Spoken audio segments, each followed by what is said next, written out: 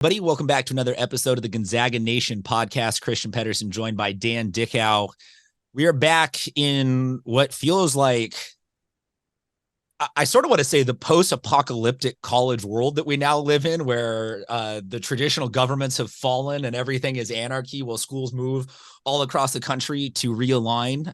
We have talked a lot about this as WCC specific, but also a little bit of this is general specific. We want to, I think, as we go into the school year, just kind of, let's get all of it left that we've got conference realignment talk out of the way. Let's empty the file on it and let's move forward. Dan, you and I both were athletes who, baseball players are athletes, quote unquote. You and I were both athletes that participated in Pac sports. I want to say it was Pac 8 or 10 when you were there. Easy on the Pac 8 there. It was the Pac 10 for sure. No, I was Pac 8 was like the 70s. Yes, my mom was a Pac 8 rower. You were Pac 10. I was Pac 10. I was Pac 12. Like we have West Coast ties. You were one of the best WCC basketball players of all time. So you are you have done it for the people that they want to hear it. But we both are familiar with kind of what this means to the West Coast. And now it's over. Is the Pac West happening? Is Gonzaga now the preeminent power broker on the West Coast? Like, I'm a little bit confused as to, I don't see a way that the Pac anything ever comes back. And I almost feel like the WCC is now, or maybe they're vying with the Mountain West for like, who is the new big kid on the block? Like, what are your thoughts? There's so many ways and directions that this can go. And we've touched on it a little bit over the last couple of weeks, but it keeps needing to be talked about because it seems like every couple of days there's a great article that comes out with someone who's got insight from a new conversation. I don't want to say from a power broker, but from somebody who's in the know or a decision maker. So, I think right now Gonzaga's poised well being in the WCC. If you just look at the conference is next year, after all this alignment begins, right? The WCC is the best basketball conference on the West Coast, followed closely by the Mountain West, right? I mean, when you have Gonzaga, I think that automatically puts you at the top slot. St. Mary's is the top 25, automatically keeps you at that top slot. The Mountain West might be deeper per se with depth for the middle ground, at least historically, but the WCC has gotten better, I think. So, that's something to talk about really quick and touch upon. But when you talk about what's going to be the lay of the land, and is the Pac-2 schools that are remaining, being Oregon State, Washington State, going to go to the Mountain West? And I touched on this a week or two ago. That's a very strong possibility. I think those schools fit as far as geographically, because a lot of the Mountain West, when you look at it, Colorado State is in Fort Collins, a smaller city. Laramie for University of Wyoming is a smaller city. You look at a few of those type of cities in college towns that fits right better than that fits alongside Pullman and Corvallis. But the interesting thing is the Pac-12 and the Pac, whether it was the Pac-8, the Pac-10, the Pac-12. That league and that name recognition carries a lot of weight. It carries a lot of money that is by way of success in the NCAA tournament that has to get divvied up. So all these teams and programs, athletic departments that have left to go to different places and leagues, there's still money in the pot that has to be distributed. And when they leave, they forfeit that money. So right now, the way I understand it is that money goes to Oregon State and to Washington State. So if they wanted to make a run at rebuilding the Pac, whatever you call it, calling it the Pac West, bringing some Mountain West schools, maybe taking a run at some WCC schools, they might have some money to throw there. You might also have some name recognition for your media rights to be of value and entertain some thoughts there. The question, though, is remember a couple months back, and you would know this because you live in San Diego.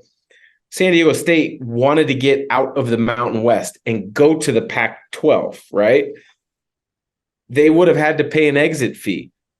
What if there was a merger between the Pac-2 and the Mountain West that would not force anybody to pay a merger an exit fee, and you would merge those two entities together. Would the Pac-12 network stay? What would the Mountain West media rights deals look like? Because currently CBS Sports Network has a deal with them. FS1 has a smaller one with them, but it doesn't rival what the Pac-12 networks tries to do in its entirety every year. So those are a couple big picture thoughts that continue to come to mind. And if that were to come to fruition, do they take a run at Gonzaga? Do they take a run at St. Mary's, even though they don't have football? So I saw the wheels spinning in your head. I kept going. Throw your question out.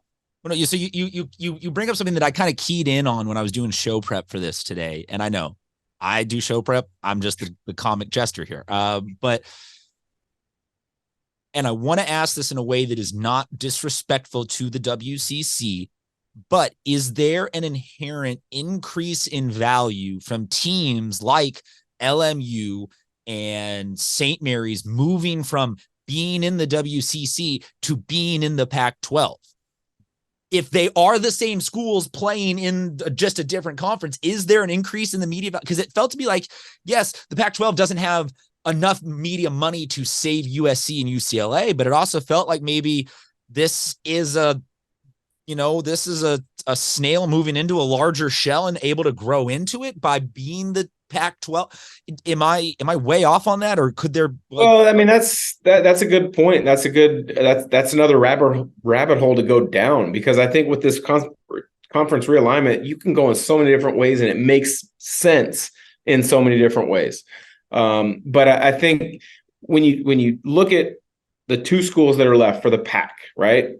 Those are not media markets whatsoever. Corvallis, Pullman, they're just not. Are they traditional powerhouses within the? No, they've been really good in cycles. I mean, Washington State's been good in cycles at many different sports, right? Oregon State just made an Elite Eight run a couple of years back, and their football team is poised to have a heck of a year right now. But looking like they might win the Pac-2 championship. They could, but they're cyclical with their success. Typically, they're not.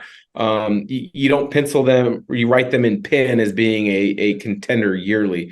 But when you look at those media markets, and then you add the media markets of, say, for example, the Mountain West, you're looking at San Diego. It's a good market, but it's not LA. It's not the Bay Area. It's not Seattle even. You look at Boise State, it's not huge. Is Los Angeles, USF, yeah. San Francisco. And even though, like you said, no football, no this, no that, it's still, there is a new Los Angeles team back in the Pac-12. Does that inherently make LMU more valuable? I mean, I think it would, but then I think the WCC tries to play their cards in regards to what I was kind of talking about. Like, look, right, the Mountain West, then I think Boise is a nice size market, but it's not a media driver by any stretch.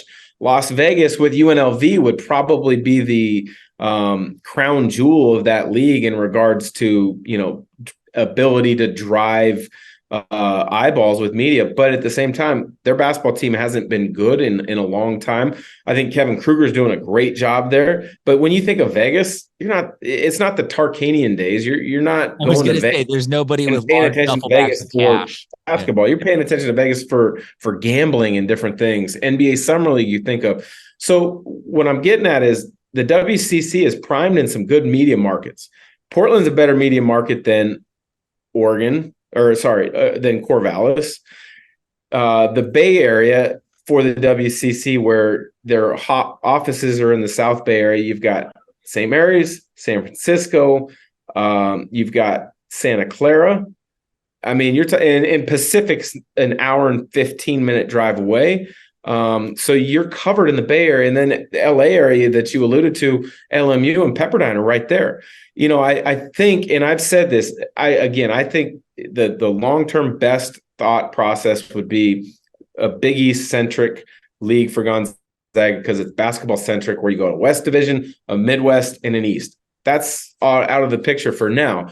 But say the WCC did want to expand, I think you got to look at, and some Gonzaga fans might not like me for saying this because it's in the backyard, I think you got to look at Seattle U. It's a media market that is going to open a lot of doors. right? It's an up and coming program. They've been really good in the WAC the last few years. Then the other two schools, if the WCC really wanted to get aggressive, because you could go from 9 schools to 12 in a hurry if you got these 3 schools done. You go Seattle U, you go Denver U. They're not great, right? But it's a bigger media market west of the Rockies, okay, or in the Rockies. So I'm not sure. They might be in the Horizon. They might be in the Summit. I'm not sure what league they're in right now, but it's a major media market. Then the third school that you go to get up to 12 schools would be Grand Canyon University, also out of the WAC, right? You got those 3 schools. I mean, you're covering the major media markets in the West Coast. You'd have Seattle, you'd have Portland, you'd have the Bay, you'd have LA, you'd have Denver, and you'd have Phoenix. Holy cow, what more could you ask for? Yeah, I'm sorry, the WCC also has San Diego. So you got that media market as well. I mean, you've got it all covered. About the only one that maybe you might want to, kind of reach out to would be Boise State, but they're fine. They got football, they're covered there in the Mountain West. That's something that, who knows? Keep your eye on that. You never know about that. Yeah, you're not wrong for forgetting USD. That campus is literally 6 minutes away from where I'm recording this, and I forget that they exist sometimes athletically. Denver is in look, Steve Lavin, all the smoke. You're welcome to come over and say hi whenever. Denver is in the Summit League. You are absolutely right about these media markets. I know that this is a basketball-centric podcast, and that's how we engage the lens through which we view most of this. But you're talking about some schools that are really good at other stuff. Denver is one of the best men's lacrosse programs in the country. Gonzaga and USD both have really good baseball. USF has fantastic baseball. Like, you're not talking about things where it's like, in the way that the WCC basketball season plays out is indicative of the strength of the rest of all of these schools across all the other sports. It would be a fairly athletically successful conference on a national level. Yeah, and I think the other thing about those 3 schools in particular, when you look at the WCC, they're private Christian universities. The majority of them are Catholic Jesuit schools. Seattle U, they fit that bill, right? Denver University, they fit that bill. Grand Canyon, private Christian university. I mean, those 3 schools fit the bill much better than saying, hey, you know what? We like what UC Santa Barbara does. Let's go get them. That's not going to work.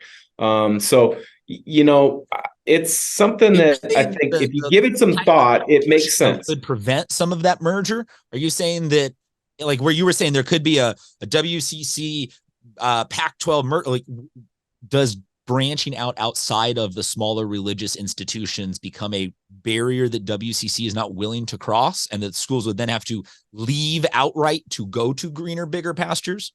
No, I don't think that's necessarily true, but I think, those 3 schools that I mentioned not having a football program the size of an Oregon State or a Washington State, or if you're talking a Mountain West school that you might try to pull in like a Boise State or UNLV with the 2 next best media markets.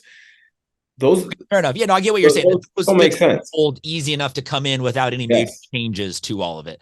And then closing that all out feels kind of like you're describing sort of the Big East in the 1980s and 90s, like where Syracuse, Gonzaga, Rutgers, you're worried about their basketball programs and nothing else all year long because it's just a good, solid throwdown.